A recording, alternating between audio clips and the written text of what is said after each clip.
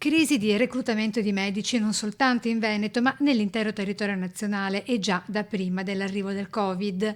Ne parla il primario di radiologia della ULSS 4, evidenziando come nella nostra regione gli sforzi fatti per rafforzare il personale sanitario, specie ora con la pandemia, siano stati più che titanici. La regione Veneto ha fatto di tutto per reclutare medici, concorsi, bandi, in modo ripetuto anche a breve distanza, ma senza riuscire a coprire il numero di posti sufficiente. Quindi si è trovata di fronte, immagino, a un problema in cui i consistenti investimenti sulle apparecchiature, che per esempio in ambito radiologico, il mio ambito, sono stati fatti, insomma, hanno rischiato di essere sfruttati in modo incompleto perché manca il personale medico. Da questa riflessione nasce la necessità di trovare soluzioni alternative.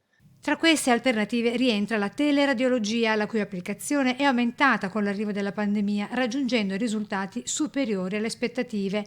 Ecco di cosa si tratta. Ossia il sistema con cui le immagini radiologiche vengono inviate a distanza, si basa su un'integrazione, della ditta esterna con applicativi informatici aziendali che garantiscono il massimo livello di sicurezza possibile.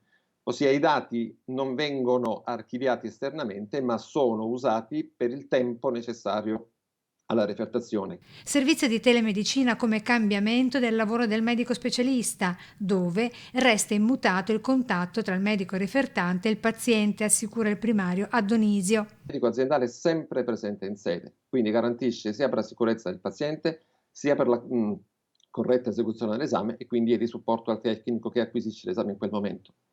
C'è un controllo molto rigido sulla refertazione, affinché siano rispettati gli standard di qualità che abbiamo concordato e condiviso con la ditta.